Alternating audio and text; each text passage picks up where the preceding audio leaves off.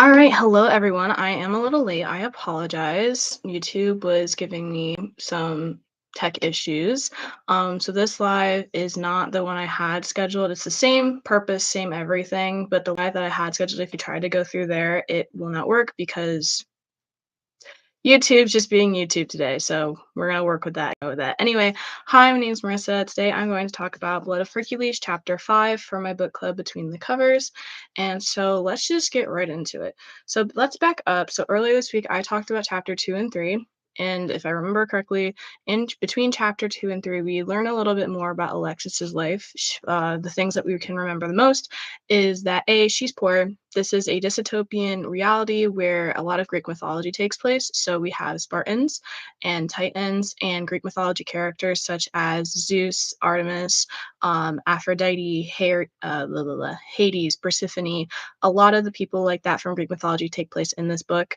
We also learn that Alexis is in high school. She's, I believe they say 19, and she has to take this thing called a Spartan test. I believe that's what that's called. And she wants to take it because that means she can create a better future for her and her foster brother named Charlie. Also, to just recap real quick, in between chapter 2 and 3, we learn that her foster mother dies. Her dad gets taken away by I think it's the House of Artemis group there. And the people in like Olympus, if you will, I don't think it's called Olympus, but in the Spartan Federation area, they don't really care about human beings. Human beings are kind of seen as the peasants in this world.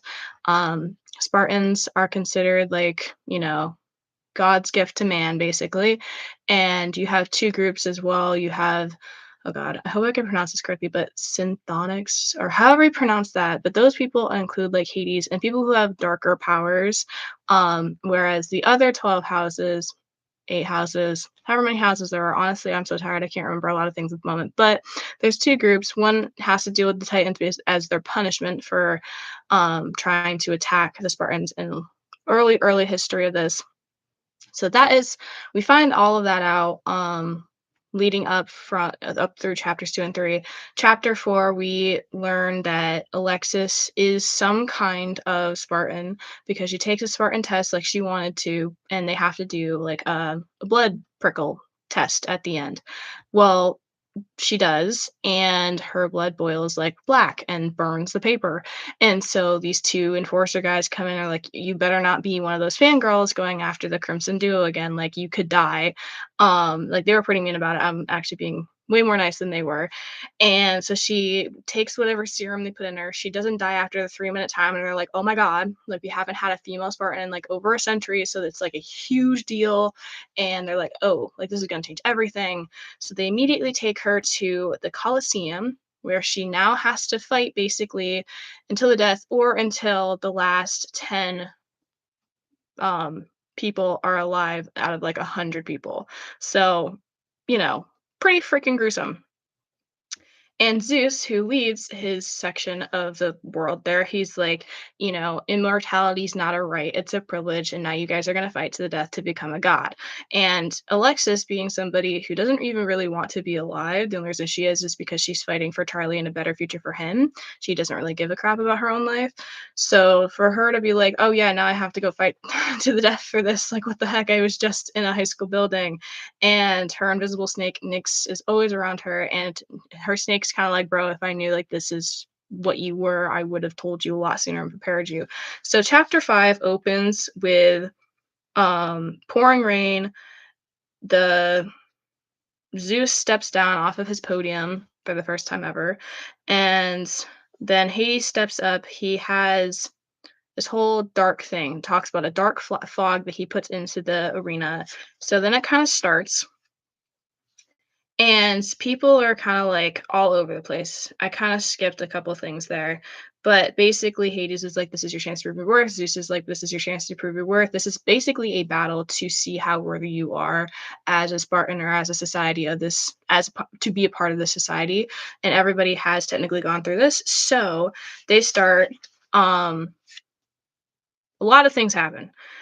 Alexis gets beaten pretty badly because she's like, she wasn't prepared for this at all. This is not something she thought would happen to her. People are calling her a mutt. Like, she doesn't know what is happening other than the fact that it's happening. And so She grapples with a bunch of people.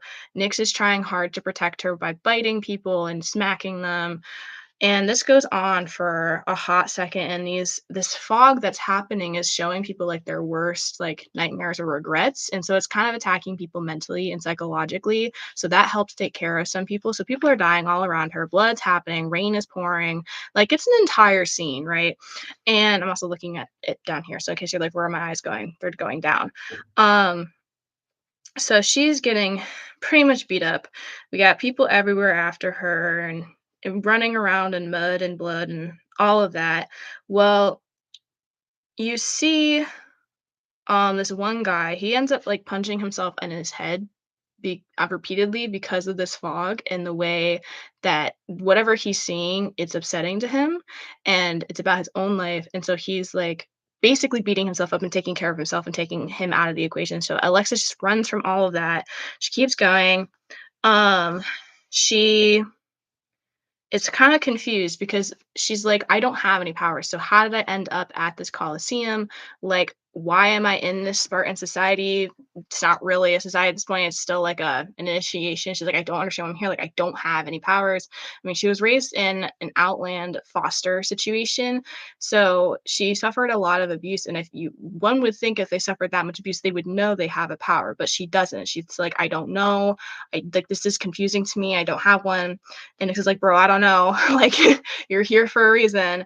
And so they just, everything is happening super fast. They keep humbling. Nyx ends up getting like kicked really, really hard. And Alexis kind of like is having trouble with that because Nyx is her like protector right now and her best friend and like her only friend that she actually likes. And so Alexis is like really mad at these boys who just obliterated her snake because the snake is fine to be clear. But she's like having a thing here. So she's clawing at the guys, trying to do any kind of damage she can. She's biting them, she's lunging at them, she's hitting them, but they're beating her and she's like, their blows did nothing because I knew how to take a beating. And it's entirely true. Like she's been abused majority of her life, whether it was because of her parents, other people at school, her own self-inflictions that were accidental because of starvation, because there wasn't enough food to be handed out to human beings. And so she's just taking this beating. And um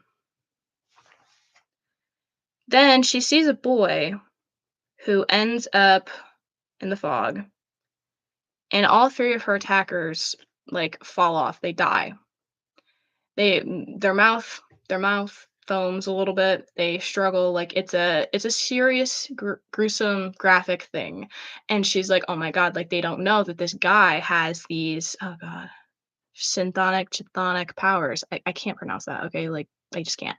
um and she's like they don't know that there's a synthotic here, like this is bad because they are rare, they're super rare. And if you have one, like it's like, oop, oop. And so the fact that there's one in the ring, she's like, okay, like this is a problem. Like this is dangerous for me. Like she's kind of getting more of the vibe, like this is really dangerous. And so he ends up killing her attackers, and she closes her eyes, trying to like push it all out. But there's screams, there's panic happening. She's like, again, covered in mud, blood, rain, like it's bad.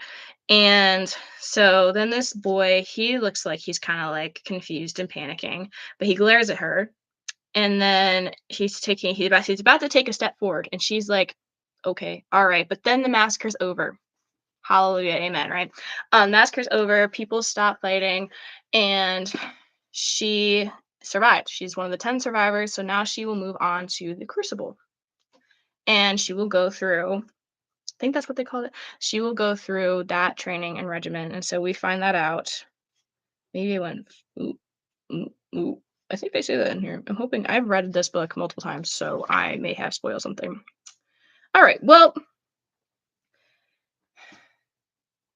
so she gets finished. Yes. So yes. Okay. So she's gonna do this, the Crucible.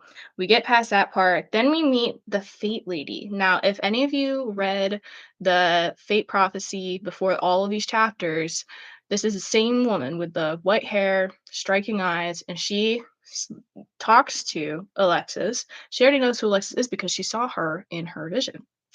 And she's like, "Tell me your name." And Alexis is kind of having a hard time. And she's like, "Tell me your name, Alexis." And she's like, "Well, why, if you already knew my name, then like, why do I need to tell you?" Like, queen energy right there, right? But she's like, "All right, I gotta tell you this anyway." Alexis hurt. So then she, the face says something weird. She's like, "Don't let their passion scare you away." And she's like, "Girl, I almost died. What are you talking about right now?" But the fate, of course, doesn't emphasize. In Greek mythology, fates don't normally emphasize a lot of things. They tell you what they saw, they heard, or whatever, and that's that. You get to figure out the rest. So she's that. So then fate walks off, and Zeus does his whole thing and assigns mentors to these top 10 Crucible winners, because each Crucible, not, oh my God, sorry. Each of these Colosseum winners, there's 10 of them, they need mentors to survive the Crucible. My bad. There we go. And so she gets assigned two. She gets assigned the Crimson Duo, the one where everyone was like, "Oh, you're a fangirl, like this isn't great." And she gets assigned these people, and Patro, think that's his name. Where is he? I'm like looking at my book and I'm having a hard time reading apparently. Um yes, okay, so Patra and Achilles, they are the Crimson Duo. They get assigned to her to be her mentors through the Crucible, and Patra makes it very clear that he's not happy about it. He doesn't like her. She is owned by him. He owns her. He grabs her arm as they both on each side. So like you got a man here and a man here, okay? Like very close. She doesn't like physical touch, and she keeps running into them. And he's like, "Dude, you just need to smile." Like very gruffly. He's like, "Smile." And so she's having a hard time with the fact that they're touching her, like not inappropriate. That she just like doesn't like, they're touching her like this, a little more like grabby, grabby, but she doesn't like physical touch. And so she's like, mm, mm. Anyway, so she does all of that, and Pedro just is mean. He's like, "You disgust us. We don't like you. We never will. So rid yourself of all romantic delusions. Here's exactly what's going to happen." Like, he's very much like, "I don't like you. I don't want to do this. Why do you exist? I kind of wish you would die." And she's like, "Okay, like, I understand, bro. Like, whatever. I don't really like me either, and I don't wish to be alive either." So she's like, at least we're on the same page about something. And so here we are. They keep going. And the thing that is said in here is, if the initiate is found to be a Shinthonic, however you say that. There then they will have to do the Assembly of Death at the graduation ceremony. And the Assembly of Death is explained earlier in the book, where they all of these Shinthonic people with these powers, they have to fight Titans and other people of their same caliber or higher or lower in this Assembly of Death and fight to the death. Like, it's literally, it's gruesome. But we don't actually hear about that truly until the next book, and the next book isn't coming out until October 28th. So, we have a little bit of waiting time for that. Anyway, um Nyx is okay. She wakes up, we're all good. And Petra's like, "Stop your mumbling," because she's talking to her snake, but no one else can see the snake because it's invisible only to everybody else except her. And so they're like, "What? Who are you talking to? Stop talking." Period. And she's not being very helpful. And so Petra's just like, "Why is this chick talking to herself?" And then they randomly, like, poof, they poof poof out of the Colosseum and into Pedro and Achilles' house, base, whatever you want to call that. And she's like sick. She feels like crap. And then she faints. And that is the end of chapter 5, For Blood of Hercules by Jasmine Mays, however you say her last name. And so in the end, the things that we've learned so far from this chapter is, one, she's going to enter the Crucible. Two, her mentors are the Crimson Duo, which is Achilles and Pedro. Number three, she has some power. We don't know what it is yet. We don't know like how good of a power it is or how bad of a power it is. We just know she has one because she ended up at the Colosseum to fight all those other people who had powers, whether they were half animal, had Spartan powers, or whatever. And we know that there's a mysterious boy with potential synthetic powers, and so we're gonna find more about that as the story continues. And so this was the end of my live. Thank you for joining. Thank you for watching. If you end up watching it later, and yeah, feel free to join the book club, drop a comment, and I will get you that link. Thank you so much, guys.